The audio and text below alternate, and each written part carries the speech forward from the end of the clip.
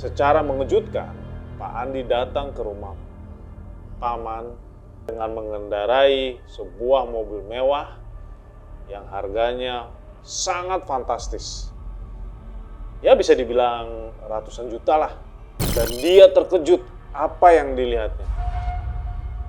Bu Dewi melihat Pak Andi tanpa sehelai benang pun sedang berada di lantai dan di hadapannya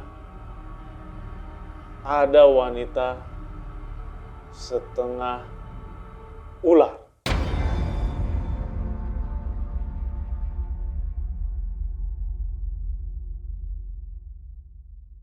Halo teman kakak, kembali lagi bersama kisah kalian. Hari ini saya akan membawakan sebuah kisah mistis yang dikirimkan oleh istri dari pelaku pesugihan. Seperti apa kisahnya? Yuk kita sama-sama tonton sampai habis biar tidak gagal paham.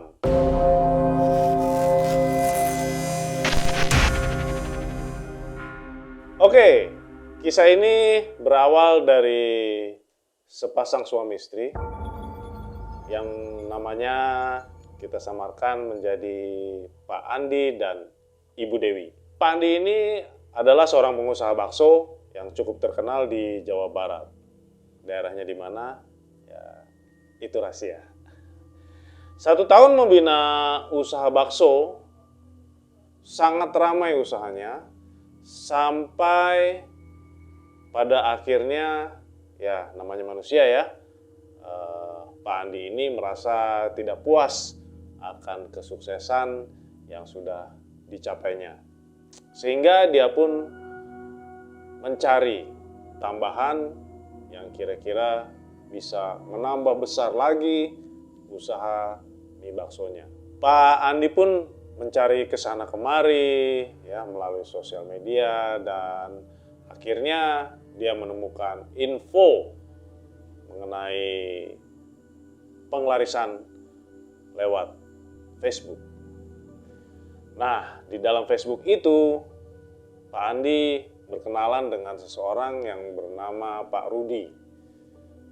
Dan Pak Rudi ini bercerita tentang bagaimana caranya supaya usaha Pak Andi ini bisa lebih besar lagi dari sekarang.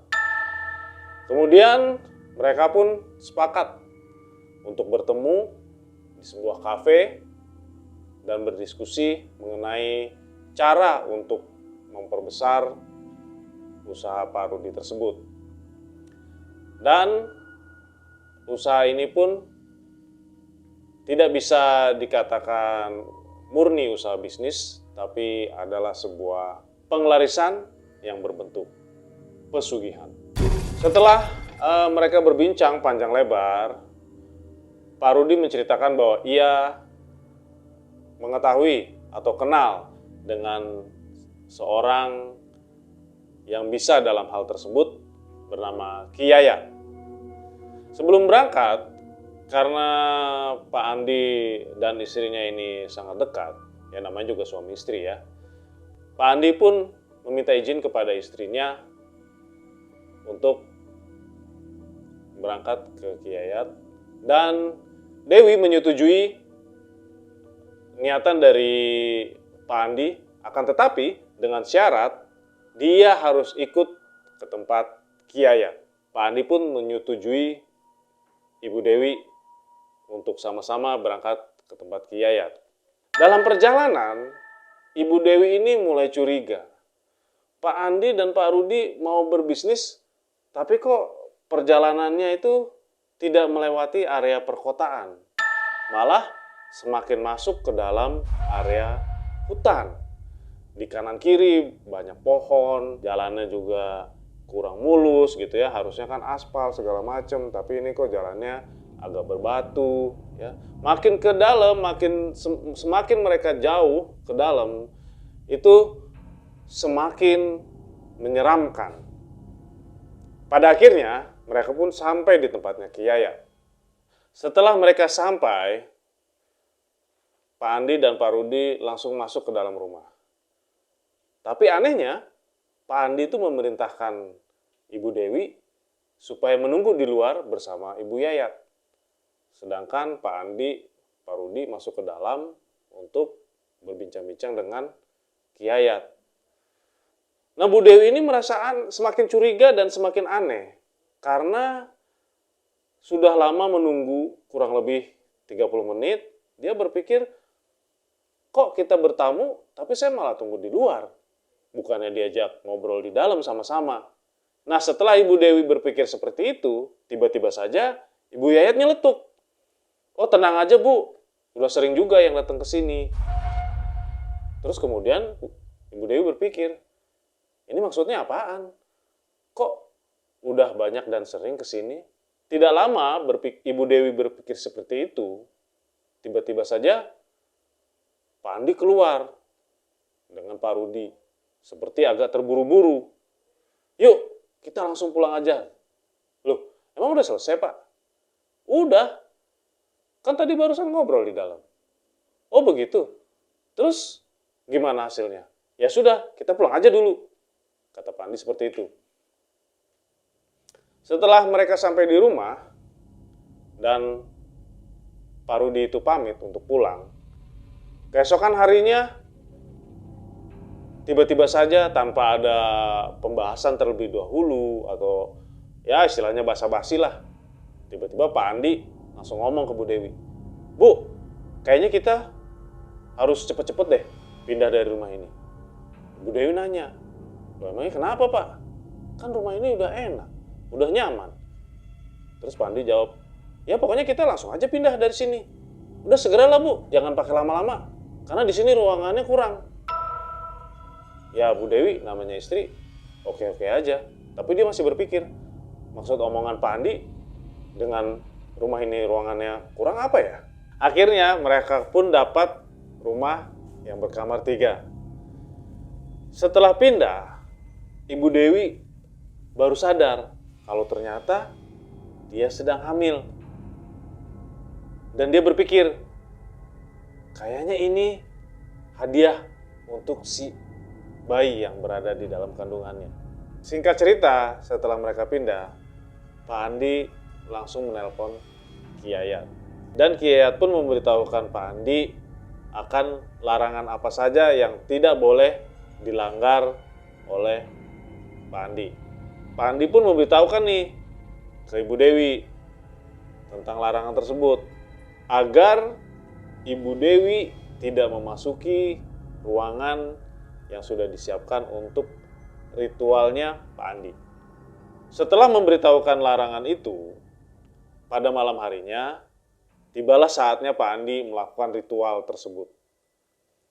Nah, ketika sedang melakukan ritual, Ibu Dewi yang tadinya tertidur tiba-tiba mendadak terbangun karena kebelet ingin ke kamar kecil. Nah, tanpa sengaja Ibu Dewi melihat tuh kamar ritual itu pintunya terbuka sedikit. Ibu Dewi melihat dekorasi yang begitu indah yang terdiri dari kain serba hijau, terus ada kelambu yang mengelilingi, kemudian ada pernik-pernik emas dan bunga melati yang bertabur di mana-mana. Ibu Dewi pun buru-buru langsung masuk ke kamar karena dia takut ketahuan sama suaminya. Keesokan harinya, Ibu Dewi tanpa basa-basi langsung menanyakan hal tersebut ke Pak Andi. Pak, ini apa ya? Kok kemarin saya ngintip di kamar yang tidak boleh dimasukin itu ada pernak-pernik emas, ada kain warna hijau, kelambu, melati bertebaran di mana-mana. Dan Pak Andi pun marah besar. Dia berkata, Bu, kan saya sudah bilang, kalau saya sedang berada di dalam kamar itu, jangan sekali-sekali diintip atau bahkan memasuki kamar itu. Ya, Bu Dewi pun dimarahin seperti itu, lemes ya. Akhirnya ya dia diam aja. Tapi rasa keponya masih ada tuh. 7 hari kemudian, Ibu Dewi yang sangat kepo dengan keadaan rumah tangganya, apalagi setelah dimarahin sama Pak Andi, malam harinya pelan-pelan dia berusaha untuk mengintip kembali ke dalam kamar itu. Dia berjalan dengan pelan-pelan, berusaha tanpa bersuara sedikit pun mendekati kamar itu dengan sangat hati-hati. Setelah sampai di depan pintu, pelan-pelan dia menunduk, terus mengintip lewat lubang kunci, dan dia terkejut apa yang dilihatnya.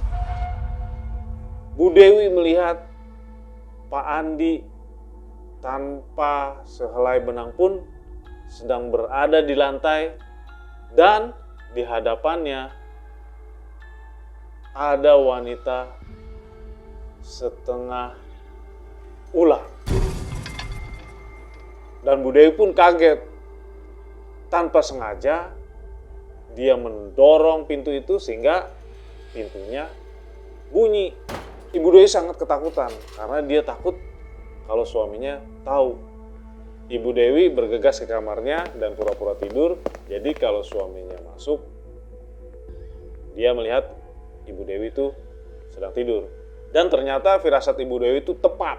Nggak berapa lama Ibu Dewi itu berpura-pura untuk tidur, suaminya tiba-tiba mendobrak kamarnya sambil berteriak, Bu, Ibu masih bangun ya? Tadi Ibu ngintip ya?"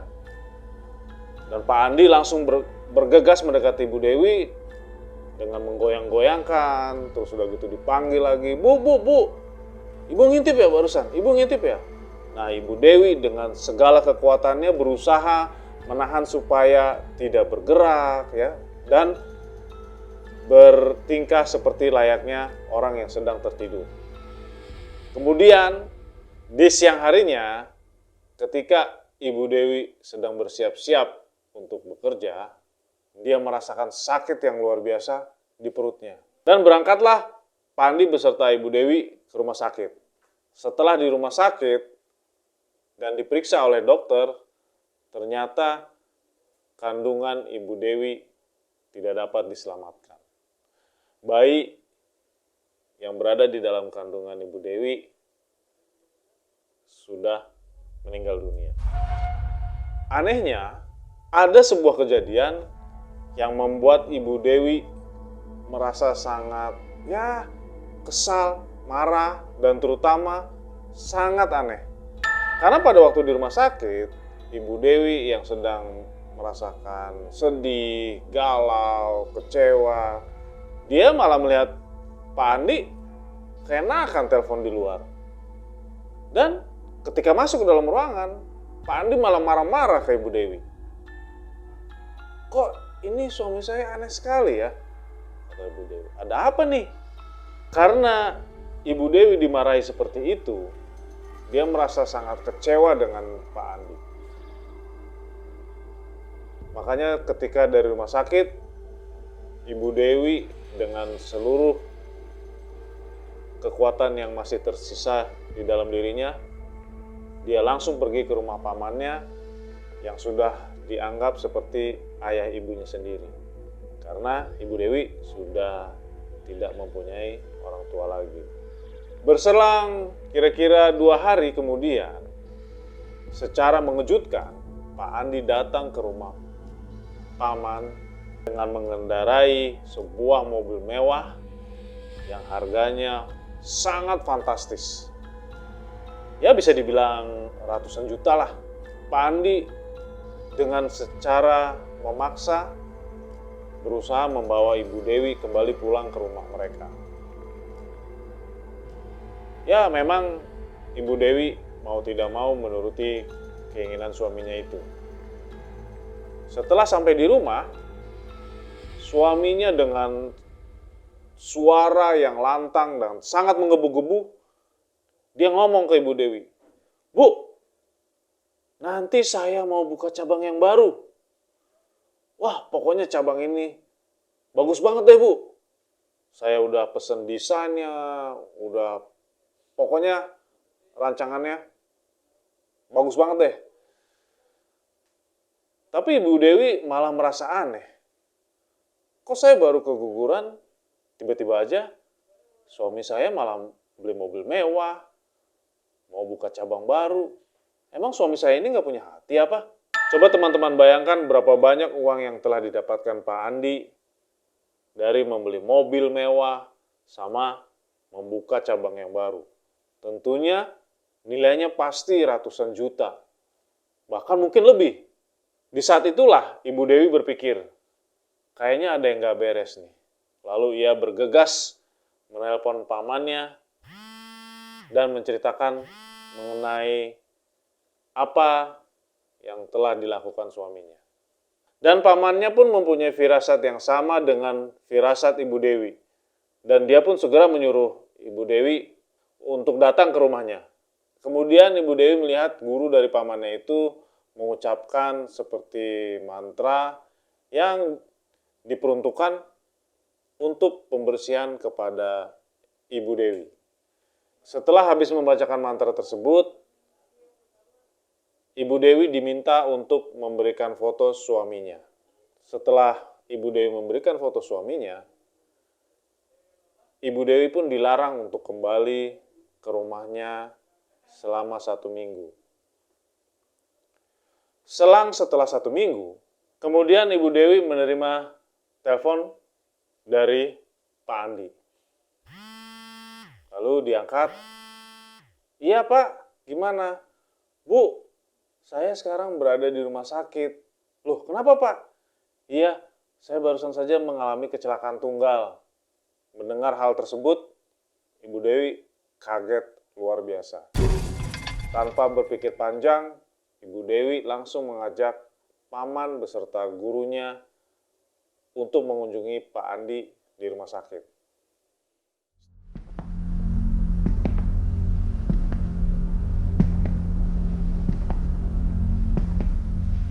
Setibanya di rumah sakit, mereka langsung bergegas ke kamar Pak Andi dan melihat keadaan Pak Andi yang sudah tidak berdaya di kasur dengan penuh luka-luka. Dan sang guru pun berkata, Pak Andi sebaiknya menceritakan kepada Ibu Dewi apa yang Bapak sudah lakukan yang tanpa sepengetahuan Ibu Dewi. Pak Andi pun dengan terbata-bata sambil berlinang air mata berkata, "Ya maafin saya Bu, maafin saya Pak, karena selama ini saya sudah menjalankan ritual ngipri pernikahan dengan siluman ular. Dan saya juga sudah mengorbankan anak yang berada di dalam kandungan.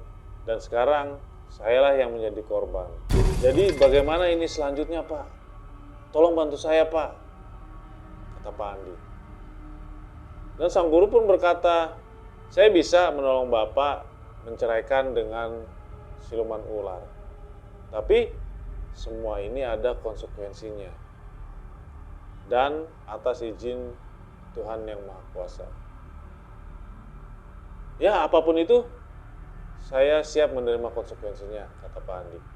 Dan kemudian sang guru pun pamit untuk menjalankan apa yang telah dikatakannya tadi.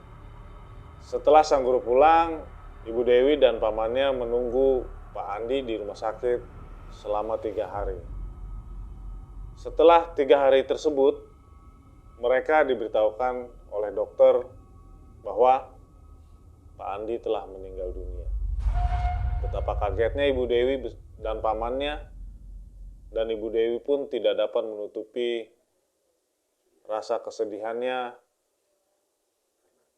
karena telah ditinggalkan oleh Pak Andi. Mereka pun mengurus semuanya, dan setelah semuanya selesai, mereka kembali ke rumah Pak Andi dan Ibu Dewi. Setelah mereka sampai di rumah, sang guru pun datang dan memberitahukan kepada mereka bahwa dia telah berusaha dan telah berhasil menceraikan Pak Andi dengan siluman ular. Akan tetapi konsekuensinya adalah Pak Andi harus meninggalkan dunia ini karena akibat dari kelakuan dia terdahulu ketika menikah dengan siluman ular. Dan akhirnya Ibu Dewi dan pamannya mengucapkan terima kasih kepada sang guru yang telah membantu melepaskan suaminya dari belenggu siluman ular. Dan itulah teman kakak, barusan kisah dari Ibu Dewi, istri dari suami yang melakukan pesugihan nikah dengan siluman ular. Pesan moral yang dapat kita ambil dari kisah ini adalah jangan serakah, selalu mencari yang berkah. Bagi teman-teman yang mempunyai cerita, silakan kirimkan melalui nomor telepon atau email di bawah ini. Sampai jumpa di kisah berikutnya.